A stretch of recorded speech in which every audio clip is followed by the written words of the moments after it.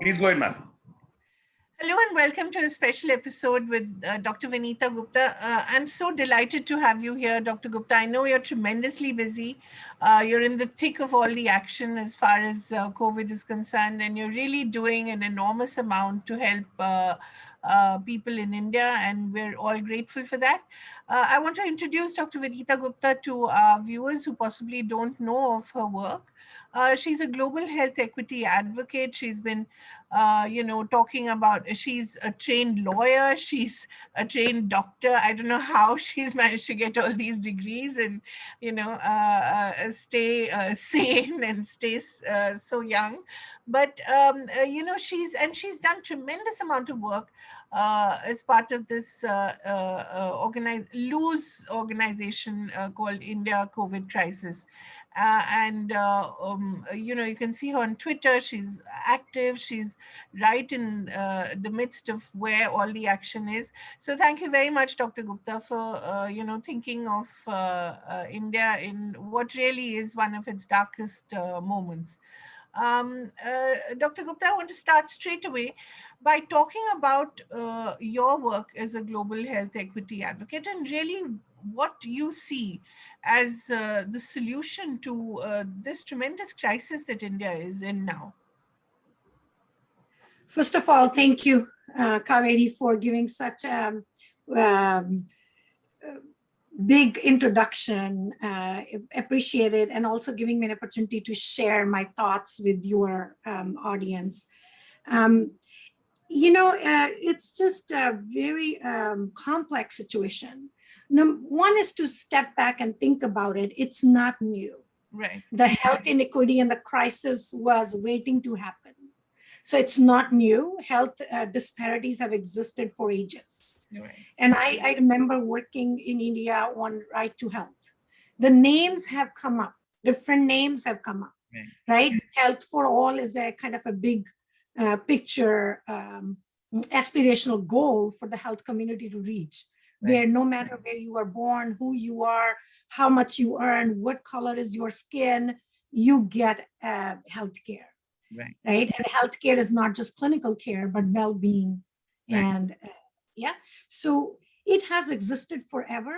And the thing is that crisis, one of the phenomenal things that have happened during the crisis is it's exposed all its vulnerabilities, right? So it's exposed it. So hopefully we learn through it and come out with will plus resource investment commitment to make the basic things that we lack stronger so that we can deal with the next pandemic better and also respond to this pandemic better.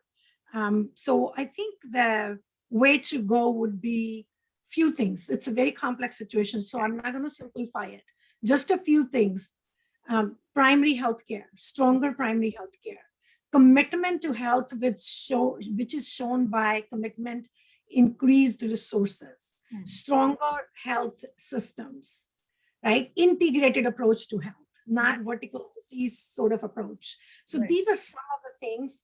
And also, I think that we have global structures and mechanisms that exist. Right. Global Fund, Gavi, all these multilateral WHO structures exist. How do we resource them better, give them teeth to be able to have some action, and also make them more transparent and accountable? Right. So that would be some of my suggestions as we go out of this. So, Dr. Gupta, we've seen that no country can really progress. And I think Amartya Sen has said this so often in his writings. No country can progress if it does not invest in education and healthcare. But what we have seen in India is a complete secession by the middle class, and that includes all of us in a way, from these systems. So we privatized education, we privatized healthcare, and then we thought, okay, it's not going to affect us. We can, go to the best hospitals in the cities and get adequate healthcare. What this pandemic has done, it has exposed that even those facilities that we thought were of international standard and we thought that we would be in our bubble, even those have not been able to hold up. That is the biggest lesson, and it's like a slap in the face of the middle class. Do you think we'll finally wake up and, realize that if we don't do this now, we will never be able to do it?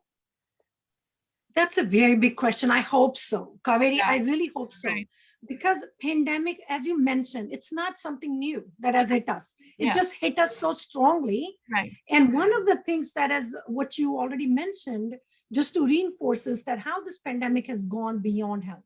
Yeah. Economics, education, businesses, everything has been hit by it.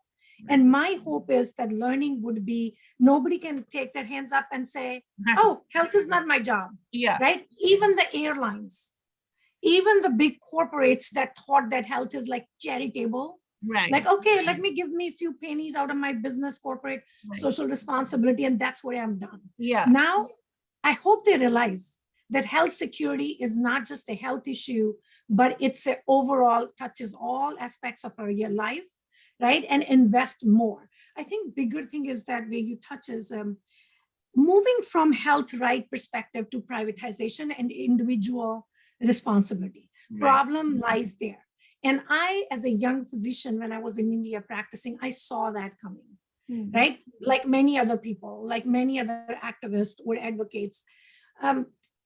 We never had a perfect system. Right. But the thing is that without looking at the context and without going deep into the problems of the system, we import the solutions from the high income countries, right?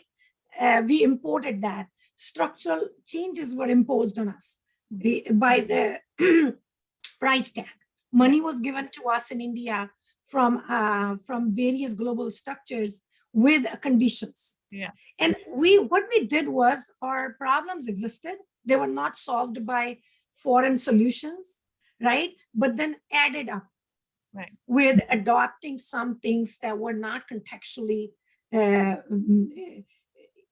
Indian solutions. They were not contextually addressing the solution that we needed in India. So it's created a very bag of problems that are own domestic, plus imposed on us by external forces. Right. Would you care to enumerate some of these? What were some of these solutions that we thought would solve our problems and actually exacerbated them? So again, I will simplify just for the sake of sharing one example, as again, I would reinforce that it's a complex solution problem. For example, primary healthcare. Right. In India, in 90s and before then, we had primary, secondary, tertiary healthcare, right? So there were problems. There was, commodities, human resources, everything was not up to the mark that we needed, right? And then what we imported in 90s and early 2000s is corporatization. Right. A hybrid system where private care and the public care kind of brought the ills from both systems. Right. Right?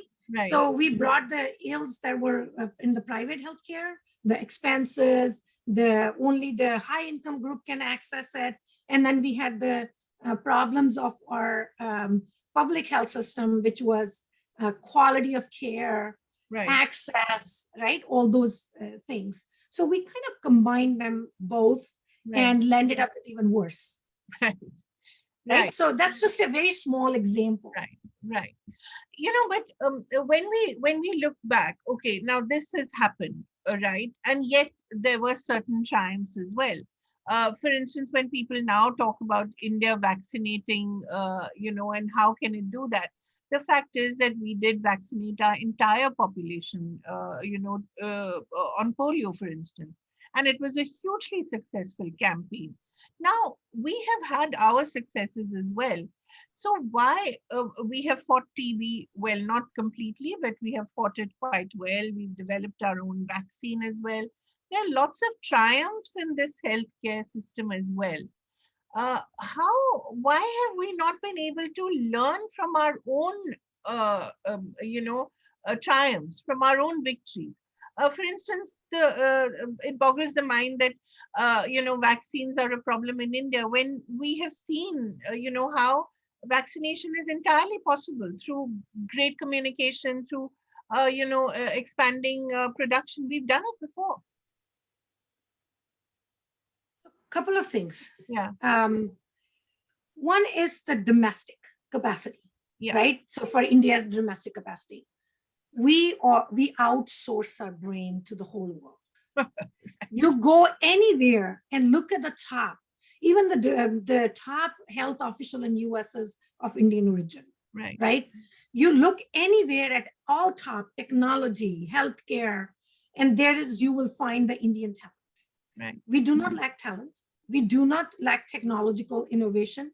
We do not lack resources, right? I think that, again, I'm just repeating myself, is not to oversimplify the situation, but what we need is a will, political will, number one. Number two, with globalization, a lot of good things happen. But another thing is that we are interconnected now. Right. No country, no village, no remote area can stay away from what's happening in the us as a global community, right? So that also affects good ways and not so good ways. Every community, every country, right? So the trade, how trade is regulated, affect our capacity to manufacture vaccine. It's not that we cannot manufacture vaccine. It is the regulations, the challenges that come with that global mechanisms and controls that we are not able to produce, right? And then there's vaccination, right? So one is the availability of the vaccine, and the second is vaccination. Right. We have not invested in our workforce, health workforce, for ages. Right? So where do we get those people? How do we train them? Right? It's all about investing in people. Right? Now you see in COVID-19 situation, we are pulling the final year students, we are pulling the freshly graduate, we are not able to provide them training that's required to go and treat or manage the COVID-19 caseload, right? So all those things we have not invested. So that's where we need to step back, learn from this situation, and kind of almost like a SWOT on the health, what do we have the strengths in the country? How can we negotiate that with the global community to give and to take? We contribute, we take. It's a two-way, right? So I think it's multi-sectoral approach. We've moved from the state as the only actor. We have to build multi-stakeholder partnerships, global partnerships, and there is how do we build them? That's where we start. The whole concept. We can't jump into put the people on the table and let's work on together. It's a lot of investment on how do we balance the power between countries who have more money, high income countries, and us as India, who's very resource rich and may fall in middle income country, right? So how do we balance that power dynamic when we get to the table that we can actually give our homegrown solutions rather than what comes with the money tag? That's so fascinating because, one of the successes I was told of the mental health solutions that people are now looking for is the Anganwadi model in India, where, a lot of the Anganwadis during the first wave of COVID were used as frontline mental health workers as well to assess how families were coping. And, a lot of people are working on such a model in certain states of India. Now, that's a model which some leading experts believe can easily be transferable to the West, which is, of course, labor intensive. But the Anganwadis have been trained. They are poorly paid, but they were trained in this process. They were given tablets, they were given training. They weren't just airdropped and told now, okay, in addition to everything else that you do, you also have to, take care of the mental health of the people you visit. So that's a fascinating thing that we can do, can't we? That we can actually train. And sorry, I just wanted to add another thing. One of the biggest tragedies of this pandemic has been that hospitals in India have actually got ventilators, have got oxygen concentrators, but they don't have staff that knows how to use it. How tragic is that? Exactly. So you hit a nail on a couple of very big points. Right. Anganwadi, right? What was their original scope of work? Yeah. On top of it, they have given more. Yeah. Right? Has their salary increased? No, just nothing. Right? Have they given training? That's the problem. We glamorize right. the midwives, we glamorize the healthcare force, Anganwadi workers. Oh, they are the solution. Let's pull them. Right. Why are we not investing in them? Exactly. Right? So we keep on adding, number one. Number two, something would give to add, right? What is that? Well, they were doing a very important work with the kids, early childhood development, mental health of the families. So that recedes back. Yeah. Impact of that would go a long way post-COVID. Right. Right? So what we did was we half-heartedly pulled them into it without giving them more resources, their own capacity, increasing their own capacity, investing in them. Right. We pulled them away from their original work, added something new, which they're not trained for. Right? So that comes as a pandemic preparedness. Right. Such a huge lapse at the preparedness. It's not that it hit us like out of the blue. Yeah. There is a whole science behind pandemic preparedness. Right. It's not the last. There will be more. Yeah. We'll forget it. And then we'll end up in the same situation or even worse. Yeah. Right?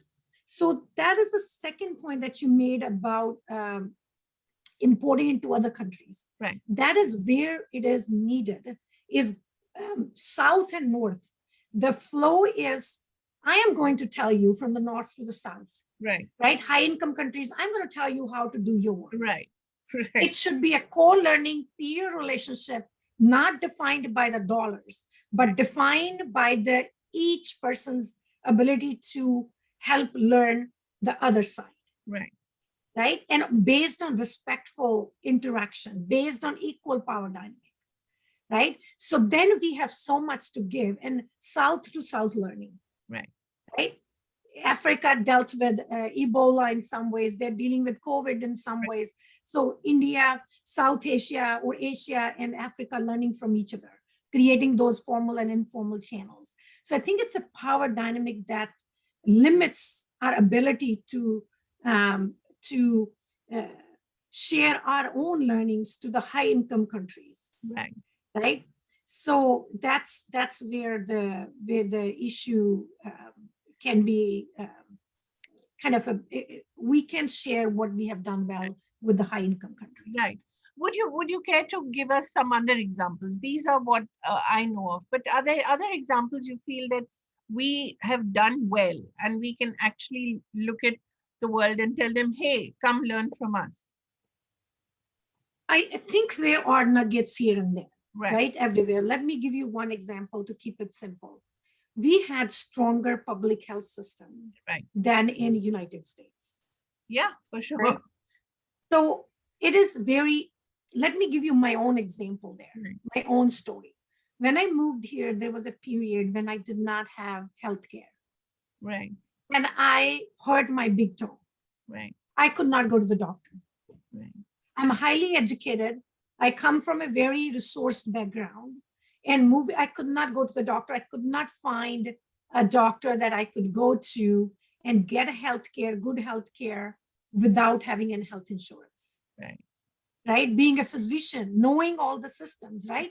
And I wasn't new to the healthcare in Washington, D.C. I had been traveling to D.C. U.S. prior to moving here.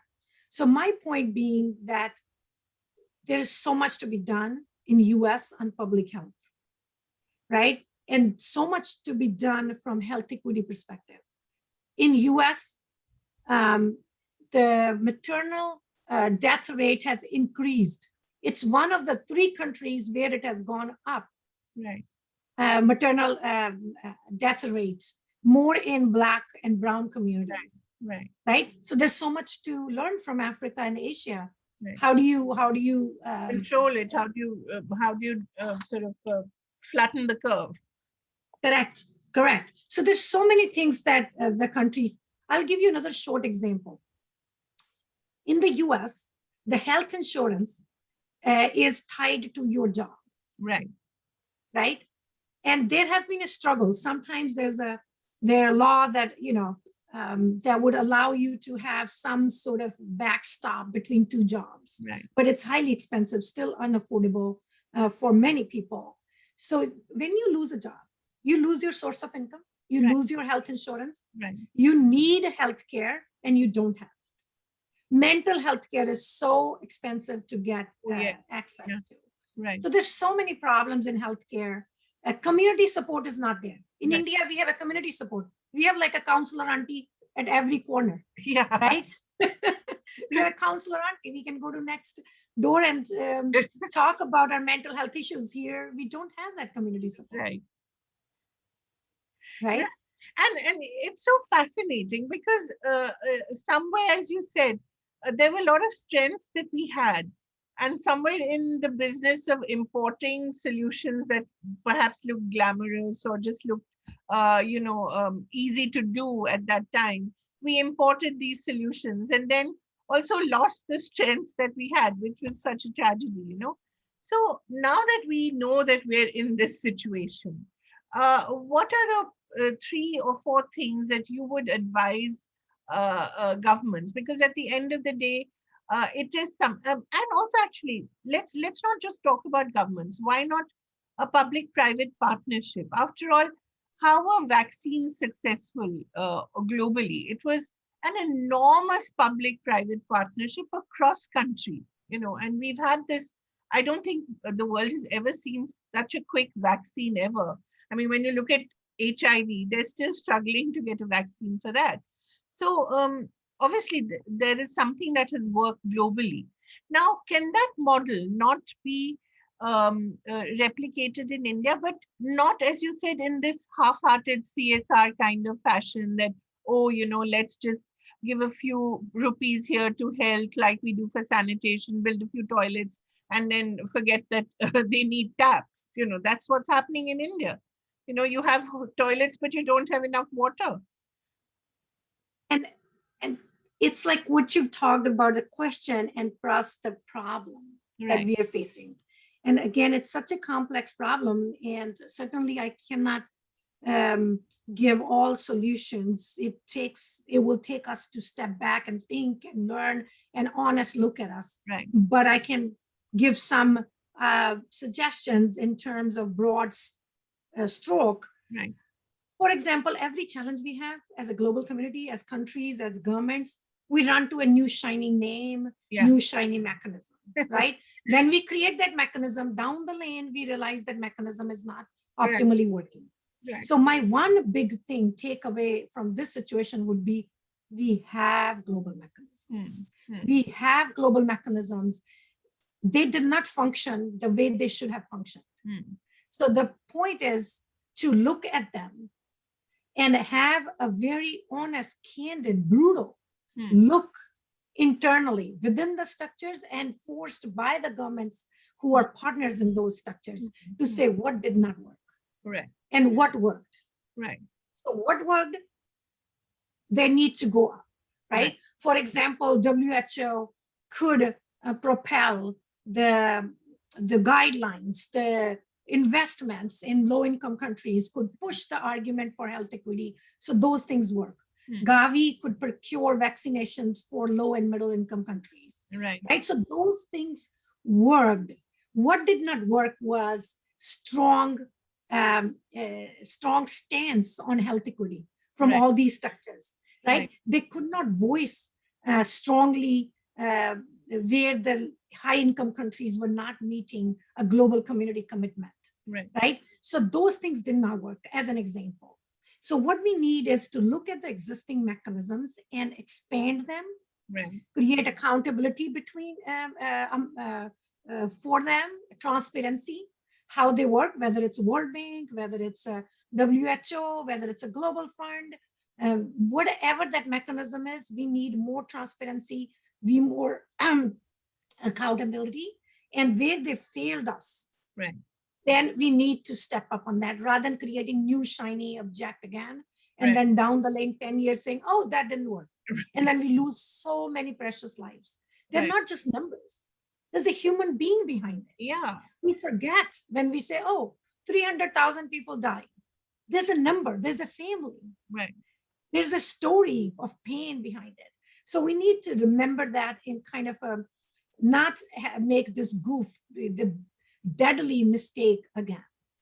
Right. So I think those are the, and the other thing, private partnership, I would say, public-private partnership, also need to integrate rights language, rights framework. It cannot be the business framework, because when we get to the business framework, what is happening with the vaccine? Yeah. On one hand, all those companies are donating vaccines. Right. Right. On one hand, they're giving their CSR money, announcing, but on the other hand, they're controlling the manufacture of the vaccine. Right. One way or the other, whether it's IP, whether it's a raw material, you name it. There's so many layers, we can't even peel it. Right. Right. So those things, they need to have public-private partnership, have to have a rights approach in it. It cannot be a charity approach. Right. Right. And there has been such a huge charity approach shift in last 2 decades. Yeah. From the rights. And it's mind-blowing to me for people like us who have been working from rights perspective, health for all perspective, right, to see how subtle but deep this approach has shifted from individual philanthropy, right? These are big funders who are led by a few very rich, wealthy individuals. Right. They define the global agenda. That boggles my mind. Right. They define the global agenda. They hold the interest in the business. They hold the interest in the public-private partnership. They hold the power over governments. Right. Right? And we as common people who understand or who suffer the consequences of that, we are voiceless mostly. Yeah. Right? So that shift needs to be recognized and pushed back. How do we push back on that? How do governments do that? How is that going to be possible? Say, we all know, say the Bill and Melinda Gates Foundation. I mean, we all know how powerful they are. How do we push back against such organizations when they are such big funders of so many programs in a country like India? That's where the power dynamics come. Yeah. South and North power dynamic, that's where, whether it's at the government level, whether it's at the individual level, whether it's within countries. Right. Within countries, we have those power dynamics. Yes, of course. Right? Yeah. Right? So the power has to shift from the dollar to the need. Right. Right? And what we all bring to the table, right? As partners, whether it's happening at the government level, let's say, for example, the voting mechanism in World Bank. Right. Right? It has to shift from the more wealthy governments having more power, voting power, than the low income and middle income countries. That's where you lose it, right? That's how you lose the equity, partnership equity, right? If I am sitting on a table and I know Kaveree has more power, right? She has the power to give me the money that my country needs, my people need. How can you expect me to voice my free and fair needs, right? If I would try to, even if you may want me to, Kaveree, even if you want me to tell you the truth, I would be so nervous. Right. And I would assume by my mind what you want to hear from me. I will say those words thinking that that's what you need to hear, right? And it's actually truth. Yeah. If you don't hear the solution in a terms that you are thinking is the solution, you're not going to give me money. That's a very small micro level example I'm giving. And increase the multitude of complexities and multitude of power. Yeah. So you lose the power when you sit on the table.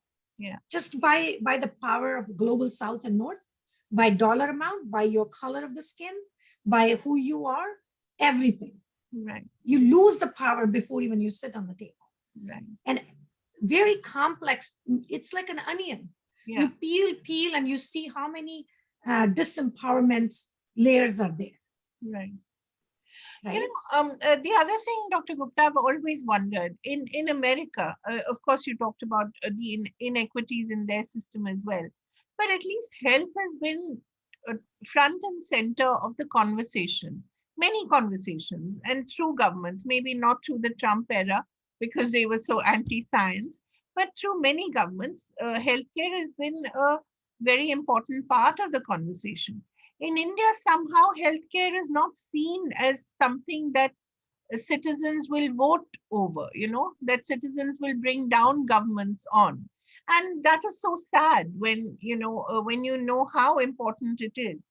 So is that because, as you said, India has some sort of safety net that, someone will end up fixing you, whether it's mentally or physically, someone out there will end up fixing you. So is it because of that, that health is, of course, when it's available, it can be fairly okay priced? Is it because it's because of that, or do citizens as voters, when they become voters, really not care about healthcare? So if you think a little bit more, go out of that health sector alone. We are a young democracy, Yeah, right? Even though we have been free for many decades, but we are still a young yeah, democracy. yeah. So that's how the dialogue evolves, Right. right?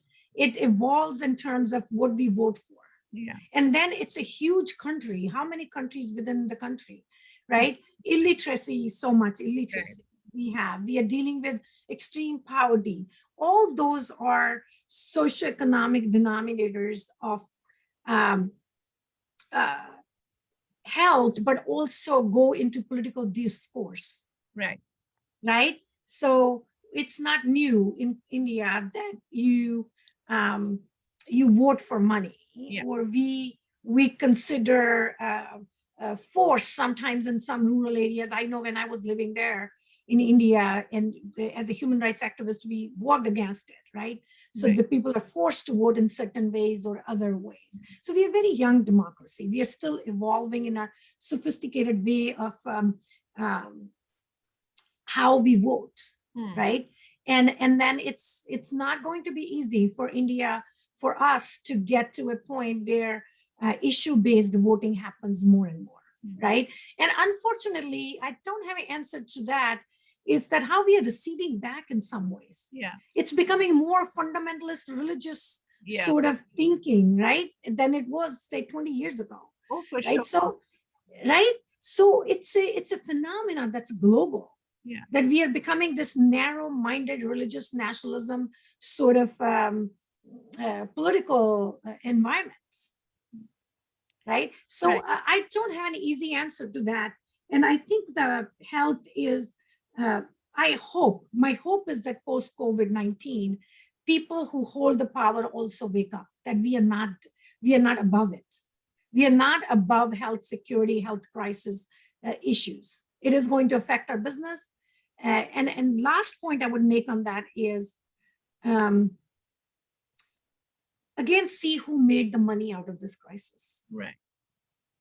right? Who lost it and who made it, and see how much we are becoming technical, heavy responses, Right.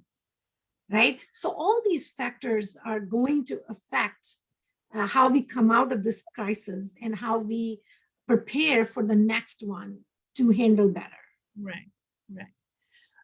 Dr. Gupta, I also want to take this opportunity to talk about your work with India COVID crisis and action tweets. That's a tremendous amount of work that's going on there. Talk a little about how it's all come together and what made all of you sort of get together and say, no, we have to do something. So it's, Kaveree, when I was living in India, it was 20 years ago, the Chithi I has sort of Yeah. that ghazal, right? Yeah. It didn't have Pankaj that meaning. Udhas. Yes, yes. It did not have that meaning for me. I never cried on that Right. when I was living in India, right? When you move away from your country, it takes another dimension, Right. right? Now I hear that song, each time my eyes tear up, right? it becomes a different, I'm talking from my personal perspective, so not to generalize it, Right. but how I feel about that is it takes another dimension. Your family becomes bigger. You Right. start connecting with your roots in a very different manner. Mm. So when you see your heart, the country you were born in Right. pain, you can't distance yourself Right. from that pain, right? Your reaction is to do something, and we feel helpless. I feel helpless in so many ways, and so are many of the other people from Indian origin, whether they are first generation immigrants or they are second or more. So what happened was when the COVID crisis hit India, that was the gut reaction from the diaspora here, right? The pain was felt here. So, whether it was a direct from the families, some of the families of the volunteers have been directly affected, their friends, some were not. But the reaction was this gut reaction. What can we do, right? That's how this group came about very, very quickly, in a very loose manner, out of passion, just one mission. How can we help? Right? How can we help? So that was the mission it came together with. And it was an afterthought that now we are going in the process of creating structures, right? So if there was a group of volunteers, and it's a huge group and passionate, fantastic people, top of the line experts, right? Who are the best universities, the best labs. You yourself, are one of the top medical professionals in America. So it didn't matter where we come from. It was just one mission. And I see all these, and everybody's exceptionally busy at their work. But you won't believe, Kaveree, when I tell my other friends, non-Indian friends, the calls are from 10 to midnight. Wow. We are up doing the calls, talking, listening to what's needed in India. Absolutely passionate group of people. Absolutely excellent talent, right? So everybody came together. So there are a couple of groups that evolved, many groups evolved. If they were clinicians, they got together and saying, let's listen to our partners in India. Right? Our connections in India, what's needed? How can we help? Some started creating these training materials. Like you were saying, that Anganwadi workers didn't have the training. Some are creating training materials for doctors. Some are providing mentoring, right? Then there were oxygen shortage happened. Right? All these business people and technical people got together and say, how do we mobilize? Policy people got together, as I am engaged from the policy perspective. How can we put pressure? How can we ask the global community to share, to lift the restrictions on vaccination manufacturing? How can we lift to inspire the other countries to give more money to India? So how can we advocate with Global Fund to release the funds that are allocated for India sooner than they were planning to? So all these things, we started working from different things. How do we amplify the stories from India, from the Indian perspective here, so that we know how desperate the situation is? And so two things. One is that what we are saying is it's the right thing to do. We are a global community. Right? We are a global community. We cannot turn our face away not to see the situation in India. Number one. Number two, it is in self-interest. From every aspect. Economy is connected. Health security is connected. Nobody in this world today can say what is happening, even in a rural tribal area in Rajasthan or Assam or wherever, does not affect me in Washington, D.C. It does. Right? So the two things, it is a right thing to do. We are a global community. Today I am in pain. Tomorrow you are going to be in pain. We need to come together. Number two, as I said before, it is going to affect everybody. Whether economically or this variance gets circulated again, right? And the vaccines that we have become less effective than they are against the existing virus. So all these things we are calling upon that it's spreading in Asia. It's going to get to Africa. How do we learn and get ahead rather than following it? Right. When we follow it, we are following the devastation caused by this pandemic. Right. When we get ahead of it, we save lives. Right. Absolutely. Right? Dr. Gupta, in conclusion, can we talk a little about your day job as well? Because I know your sort of persona as India COVID crisis and action tweets has sort of taken over your day job. But talk a little about that as well.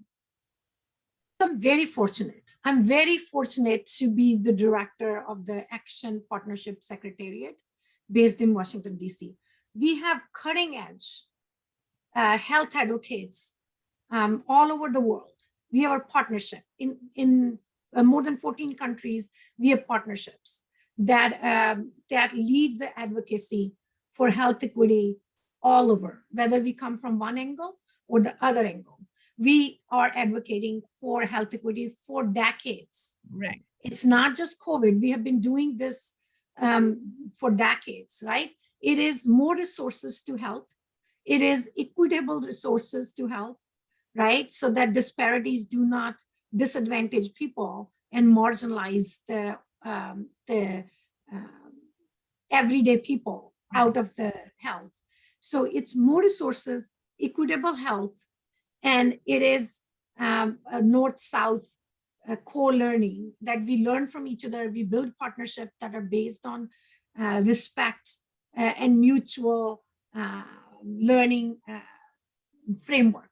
Right. So I'm very fortunate to be leading the Secretariat, but our partners are very independent in the countries they are in. We are, some partners are in donor countries, some partners are in implementing countries, and we constantly share information with each other. We amplify each other's work. We learn from each other to help us think through the policies that we can push in our countries. Right. Do you have a partnership in India as well? We work with some of the partners in India. Aquitas is one of our partners in India. They have done phenomenal work on tuberculosis. Okay, so you have seen, and you've seen that it has made a difference. Yes, okay. Absolutely. Right.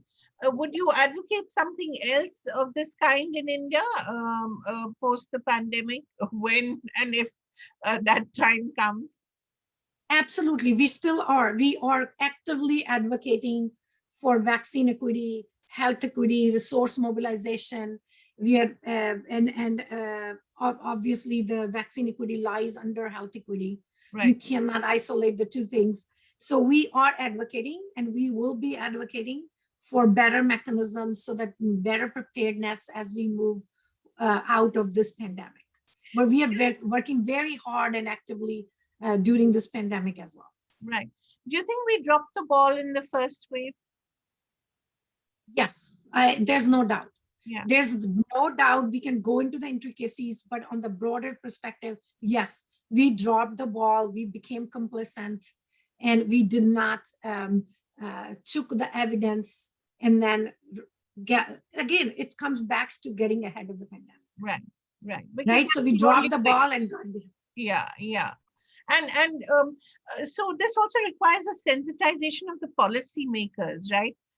There's a certain sense of the policymakers having also been, in a way, complicit with the kind of lapse that occurred, whereas they should have been the first to raise the alarm. I mean, when you look at America, Dr. Fauci went against the president of America. I mean, that's not very easy, but he was constantly sounding the alarm, whether he was laughed at or ridiculed. He was constantly sounding the alarm. I mean, scientists and policymakers also have to have that courage and of conviction, right?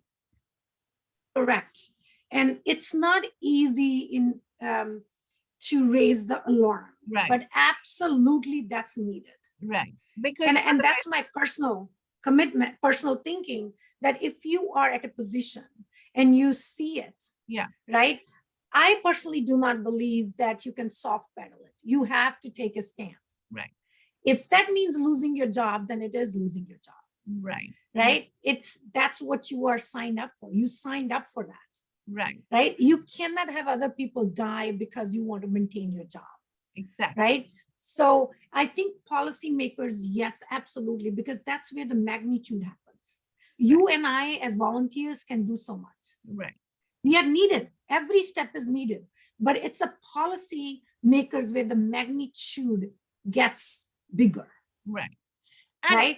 yeah, and at some level, the policymakers must have seen it coming. If they hadn't seen it coming, then that's a bigger problem. But they must have seen, at least some of them must have seen it coming. Absolutely. Both ways, it's not okay. Yeah. Both ways. If you, like you're saying, right? If you didn't see it coming, you shouldn't be in this job. Right. Because it's not like something very unique happened, right? It's been now a year and a half. Yeah. There's no excuse. Yeah. First wave when it hit, okay, we as common people can understand, like, okay, maybe caught off guard, maybe we are not prepared. We are into 1.5 years into this pandemic. Yeah. There's no excuse for not being ahead of the curve. Right. Right? There's enough science generated, there's enough evidence generated now, what works, what does not work. Right. Right? Yeah. Sorry, please go ahead. No, I was just saying that it is absolutely, you're absolutely right in saying that both ways it's not okay, whether they did not see the second wave coming or if they were not prepared for that. Right.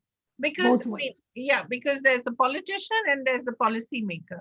The policymaker has to tell the politician, because the politician will only do what's in his interest. I mean, and his self-interest is not really, I don't think it's necessarily the healthcare of his people. But the policymaker is there for a reason. And I think if he does not sound the alarm, then who will? Exactly. And I think that the authoritarian sort of approach right in the countries impedes the ability to respond to the crisis. And in the end, what happens is it's just we lose so many precious lives, right? So it's not that they can escape it, right? There is in India, there's an upheaval about how the government handles the response. Right. It's not that they can escape it for a long time. Right. They can suffocate people from saying it. When you suffocate those voices, you also suffocating the solutions. Right. So well said. So well said. Really. And who pays? It's been millions of lives have been paid, this whole approach globally. How many millions have we lost at the global level? Right. Dr. Gupta, it's been such a pleasure, but also, it's wonderful. It's been wonderful to talk to you, but also just to listen to all these things again and to know that, this is happening even as we speak. This happened. So much pain has been caused. I mean, it's just such a global tragedy, but particularly in India, it is such a tragedy that we're in this situation. There's not a single home, not a single family I know who has not been affected by this. And I think it's the same with you as well. And whether you're sitting in Washington, D.C. or Delhi, it's the same amount of pain, isn't it? It is. It is a lot of helplessness and a lot of pain in diaspora community here in the US, right? No matter which political side you lie, no matter what you do. And it's sometimes a part of it is that people feel that I've had access to this. And in India, people don't have access to it. So that also makes in a very it's a very weird sort of sense that you of course you have access to vaccine here in US. So you do take advantage of that. At the same time, it bothers you to see that people in India are not able to do it. The appointments are being canceled. Right? People go in line and it's only less than 0.3%, about 0.3% vaccination in the low income countries compared to the global vaccine availability. It's just very mind-blowing. And heartbreaking. Heartbreaking, absolutely heartbreaking. But thank you so much, Dr. Gupta, for all the work that you're doing and for all that you said today. I really do hope that policymakers in India and globally listen to what you have to say, and please continue the good work and, you know, keep in India's scientific temper, high. Thank you very much. Thank you. Thank you, Kaveree. Thank you so much. Thank you so much for speaking to us. Bye-bye. Bye.